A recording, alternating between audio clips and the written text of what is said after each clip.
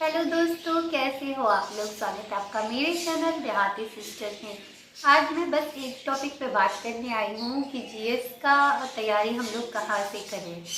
बहुत सारे लोगों का कमेंट था। मैं लाइव ही आती हूँ 9 बजे रात में और 12 बजे दिन में। बहुत सारे लोगों का सवाल था कि दीदी हम जीएस की तैयारी कैसे करें और कहाँ से करें। प्लीज़ आपने इतना सुंदर वीडियो बनाया है और अपना एक्सपीरियंस शेयर किया है, मुझे बहुत अच्छा लगा। तो प्लीज़ ये भी हेल्प कर दीजिए कि जीएस के लिए हम लोग कहाँ से तैयारी करें। तो मुझे लगा कि ये बना देना चाहिए वीडियो, ताकि किसी का हेल्प हो जाए। पिछले वीडियो में आपने बहुत सारा प्यार और सपोर्ट दिया, मुझे बहुत अच्छा लगा। उम्मीद करती हूँ इस वीडियो को भी आप लोग बहुत प्यार सपोर्ट देंगे। तो मैं बात करती हूँ जीएस की। तो जीएस के लिए हम लोग क्या करते हैं, बस क्वेश्चन करते हैं और उनको लगता है कि मेरा जीएस कंप्लीट हो जाएगा। तो ऐसा नहीं है। जीएस के लिए आपको, जैसे आप अपने सब्जेक्ट की तैयारी करते हैं वैसे ही आपको जीएस के लिए पढ़ना पड़ेगा। क्योंकि जैसे जिसका भी सब्जेक्ट हिस्ट्री है, इकोनॉमिक्स है, पॉलिटिकल साइंस है, ज्योग्राफी है, एसएसटी में मैं बात कर रही हूँ, तो उनका जो ये सब्जेक्ट होता है ना, ये बहुत स्ट्रॉन्ग होता है। जिसका भी जो कॉम्बिनेशन होगा, तो जीएस में जिसका नंबर अच्छा आता है उसका सिलेक्शन हो जाता है और जीएस में जो पीछे रह जाते हैं उसका ही सिलेक्शन हो जाता है। क्योंकि मैंने ये एक्सपीरियंस मतलब महसूस किया एग्ज़ाम सेंटर में जब मैं गई, और जिन कमियों को मैंने महसूस किया कि मेरे में ये कमी है। मैं चाहती हूँ TRE 4 में आपके साथ ऐसी मतलब कोई समस्या ना हो। तो आप क्या करें, जैसे मैथ की तैयारी आपको करनी है तो अभी से आप प्रैक्टिस करना स्टार्ट कर दें।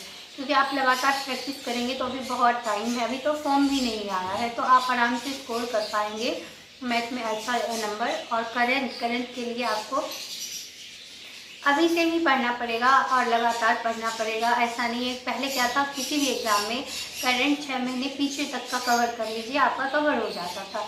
लेकिन अब ये बात नहीं रही। अब ना करंट देखा जा रहा है बीपीएससी में खास करके, कि इसमें करंट का कोई मतलब ये बता ही नहीं सकता कि कहाँ से पूछा जाएगा।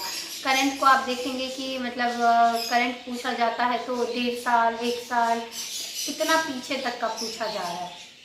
तो आप सोच सकते हैं कि आप अगर कवर नहीं करेंगे, अभी से नहीं पढ़ेंगे, तो तभी एग्ज़ाम में आप कितना ही स्कोर कर पाएंगे। ये 2 सब्जेक्ट का अहम रोल होता है। उसके बाद ज्योग्राफी से ज़्यादा क्वेश्चन होता है और हिस्ट्री से। तो ज्योग्राफी के लिए आप लोग क्या करें, ज्योग्राफी के लिए आप किसी का अगर कोर्स लिए हैं तो उसका जैसे चैप्टर वाइज उन्होंने पढ़ाया है तो उसको आप कवर करें। जीएस को यूं ही ना छोड़ दें कि जीएस है मैं कवर मतलब हो ही जाएगा, जीएस में मैं पढ़ ही लूँगा, बना ही लूँगा। ऐसा करने से अब नहीं चलेगा, क्योंकि जीएस भी अब हार्ड पूछता है।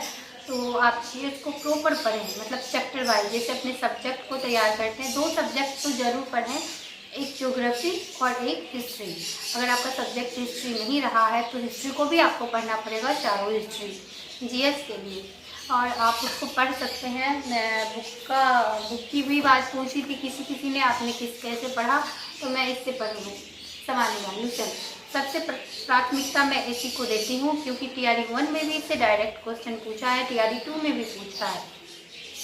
बहुत सारे क्वेश्चन मुझे याद नहीं है, लेकिन जैसे हर्षवर्धन के प्रधान सचिव हिंदी हैं, अकबर का मतलब लास्ट अभियान आसिफगढ़ वाला था, इस टाइप का बहुत सारा क्वेश्चन मुझे याद तो नहीं रहेगा ना हमेशा हर क्वेश्चन। तो आप इससे पढ़ सकते हैं। लेकिन मैंने कैसे पढ़ा है, मैंने इसको एक एक को अंडरलाइन, पता नहीं आपको दिख रहा होगा कि नहीं, जरूर दिख रहा होगा मुझे लग रहा है। आप देख सकते हैं पेंसिल से अंडरलाइन किया है मैंने, और एक ही चैप्टर को नहीं। बहुत सारे लोग बोलते हैं आपने क्या पढ़ा क्या किया, तो मैंने किया है तैयारी। ऐसा नहीं है बिना तैयारी के मैं यहाँ बैठी हुई हूँ। और आप देख सकते हैं हर पेज में, मतलब जिस पेज को मैं खोल दूँ ना उसमें अगर वो मेरा सब्जेक्ट का है तो आप देख सकते हैं मैंने ऐसे ही पढ़ा है। मैंने वर्ल्ड को भी इसी टाइप से पढ़ा है। आप देखिए वर्ल्ड का है ना, आपको शायद दिख रहा होगा, इसमें सारा अंडरलाइन है। अब पता नहीं दिख रहा है कि नहीं, मुझे नहीं समझ में आ रहा। आप देखिए दूसरा पेज, मतलब हर को मैंने ऐसे अंडरलाइन किया हुआ है, शायद आप देख पा रहे होंगे इसको। तो इस टाइप से मैंने इसको कवर किया है। अगर ज्योग्राफी आपका जीएस में कमज़ोर है तो आप ऐसे ही पढ़ें, इसको कवर करें, इसका ज्योग्राफी पढ़ें, चैप्टर वाइज पढ़ें, एक एक लाइन को कवर करें, मतलब घोट के पीस के जैसे आपको याद होता है वैसे याद करें। एक बार पढ़ के जैसे भी आपकी क्षमता है उस अनुसार से आप इसको कवर कर लें। ये हुआ मतलब सब्जेक्ट का, मतलब जिसका जो सब्जेक्ट है। उसके बाद मैंने पढ़ा था जीएस के लिए भी, ऐसा नहीं कि सब्जेक्ट के लिए बस, जीएस के लिए भी इसको पढ़ा था। ये है NCERT सार संग्रह 1 लाइनर 6 to 12 सभी प्रतियोगिता परीक्षा के लिए समान रूप से उपयोगी। ये है प्रकाशन महेश कुमार वर्णवाल का, IPS शायद है वो, कुणाल वर्मा नीचे लिखा होगा, ये है। तो इसको आप 15 सीरीज में ये दिया गया है। मैं इसको भी पलट के दिखाऊंगी आपको। इसमें क्या किया गया है, पहले चैप्टर वाइज दिया गया है, उसको आप पढ़ेंगे ना, उसके बाद देखिए इसमें भी पेंसिल से मैं पेंसिल का ज़्यादा यूज़ करती हूँ, पता नहीं आपको दिख रहा होगा कि नहीं। मैं पेंसिल का ज़्यादा यूज़ इसलिए करती हूँ क्योंकि अगर आप पढ़ते हैं और कोई चीज़ आपको याद नहीं आता, आप उसको इरेज कर सकते हैं। कोई चीज़ आप भूल जाते हैं तो फिर से उसमें टिक आउट कर सकते हैं कि ये मैं भूल गई हूँ, इसे मुझे बार बार ही पढ़ना है तभी ये मेरा याद होगा। इसमें सब चीज़ दिया हुआ है, ज्योग्राफी, हिस्ट्री, हर चीज़। हिस्ट्री में बहुत सारा क्वेश्चन एक जगह आपको मिलेगा, जैसे यहाँ पे देखिए कुतुब मीनार सब वाला है, ये सब इस टाइप से मैंने पढ़ा था। तो आप भी इसको यूज़ कर सकते हैं, ये अच्छा है। लेकिन इससे ज़्यादा बेनिफिट अगर आप दोनों में से एक ही किताब लेंगे, ये तो सबके पास होता है, सबके घर में होता है, इसको ज़रूर कवर करें। इसके बाद इसको अपनी प्राथमिकता आप दीजिए। इसके लिए भी आप अगर किसी का कोर्स लिए तो अच्छी बात है, नहीं लिया है तो भी अच्छी बात है, क्योंकि हर बार नहीं करना है, ज़रूरी नहीं है इंसान कोर्स से ही पढ़ता है। बहुत सारे मैराथन है हिस्ट्री के और ज्योग्राफी के, क्योंकि ज़्यादा क्वेश्चन हिस्ट्री ज्योग्राफी से GS के आते हैं। इन दोनों को तो आप कवर करें, चाहे जहाँ से करें जैसे करें। बहाना मत बनाइए, क्योंकि बहाना से कुछ नहीं होता है। काम और परेशानी हर के लाइफ में होता है। आपको क्या लगता है मुझे नहीं परेशानी होती है एक बच्चे के साथ पढ़ना, फिर वीडियो बनाना, फिर काम करना? फिर भी मैंने किया है कवर, ऐसा नहीं है कि नहीं किया। भगवान करे मेरा इस बार हो भी जाएगा सिलेक्शन।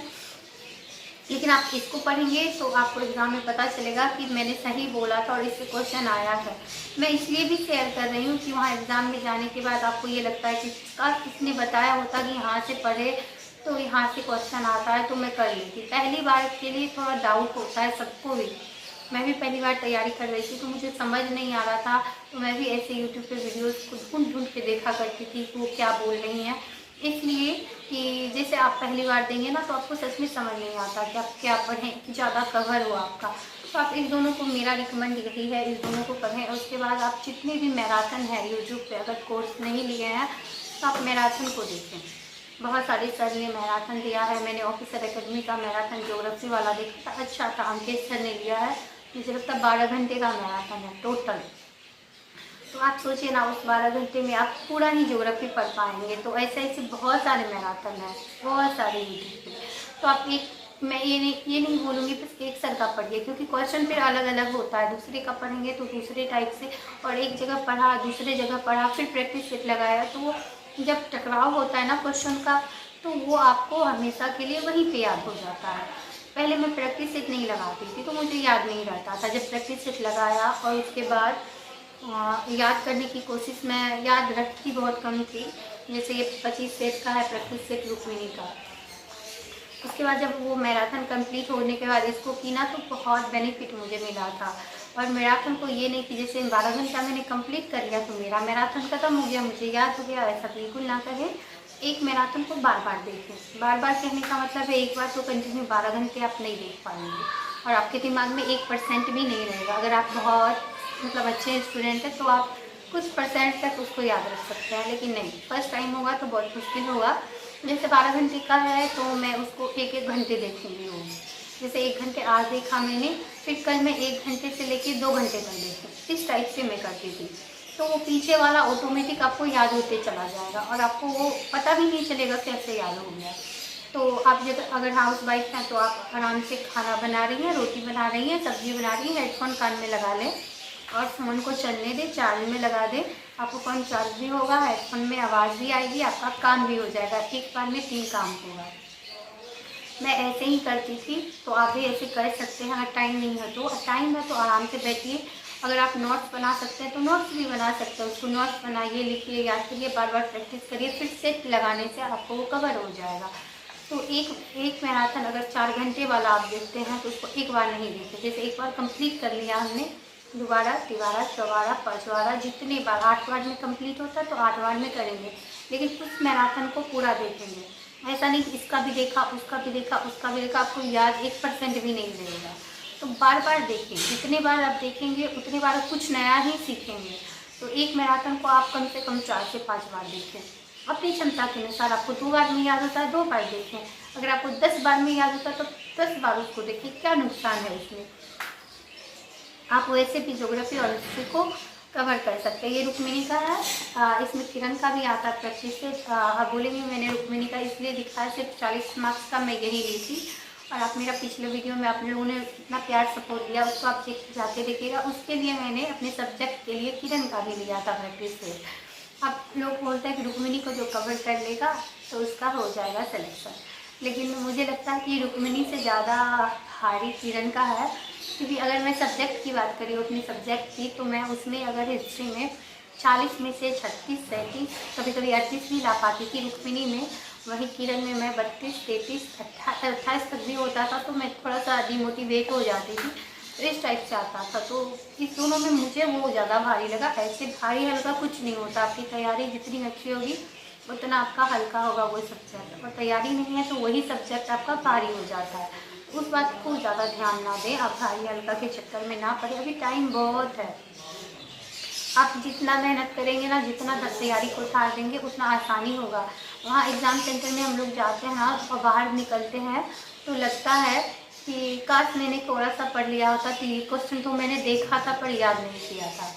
तो ऐसे नहीं है, आप आराम से उसको पढ़ें, एक एक चैप्टर को कवर करें। अभी बहुत टाइम है, टाइम का यूज़ करें, मिस यूज़ ना करें। किसी बहाना, अभी अगर आप बहाना बनाते हैं तो तभी आपको पता नहीं क्या झेलना पड़ जाए, और पता नहीं अगला वैकेंसी आएगा कि नहीं, कब तक आएगा, क्या होगा। आप लगातार कंटिन्यू अपनी पढ़ाई को उधार दीजिए, क्योंकि बहुत सारे लोग मेरे लाइव में आते हैं, कमेंट में करते हैं दीदी इसका रिजल्ट लेट हो रहा है, तैयारी तरीका पढ़ने का मन नहीं कर रहा। तो ऐसा नहीं करें आप लोग, क्योंकि टाइम अगर मिला है तो उसका यूज़ करेंगे ना, और ज़्यादा पढ़ेंगे तो ज़्यादा बेहतर कर पाएंगे। क्योंकि 1-2 नंबर से छूटना जब इतना दुख देता है कि मैं नहीं बता सकती आपको। तो आप अभी से पढ़ें, कंटिन्यू करें। मुझे लगता है कि मैंने कुछ ज़्यादा बोल दिया, अगर ज़्यादा बोली हो तो क्षमा करें। और अगर आपको मेरा छोटा सा प्रयास, जो मैंने अपना एक्सपीरियंस शेयर किया, बस ऐसा नहीं कि मैं ज्ञान देती हूँ, मुझे क्या नॉलेज है, मुझे कुछ नॉलेज नहीं है। बट मुझे जो एहसास होता है एग्ज़ाम सेंटर, एग्ज़ाम के बाहर और पहले और बाद में, बस वही मैं कोशिश करती हूँ दूसरे के साथ। जो पहली बार दे रहे हैं उसके साथ ऐसा ना हो। अगर आप दूसरी बार दे रहे हैं तो मेरी बातें हो सकता है बकवास लगे आपको, लेकिन अगर आप पहली बार दे रहे हैं तो ये आपको कहीं ना कहीं हेल्प कर जाएगी। तो थोड़ा सा मेरे तरीके से पढ़ के देखिएगा। एग्ज़ाम के बाद आके आप ही कमेंट्स में बोलेंगे दीदी आपने सही गाइड किया था। तो अगर आपको मेरा छोटा सा प्रयास अच्छा लगा हो तो मेरे चैनल को आप लोग प्यार दीजिए, सपोर्ट दीजिए, शेयर करिए, लाइक करिए और चैनल को सब्सक्राइब करिए। बस यही उम्मीद है कि आप अगर आगे जाए तो मुझे भी खींच कर आगे आप लोग ले जाएँ। तो thank you so much video में बने रहने के लिए, धन्यवाद।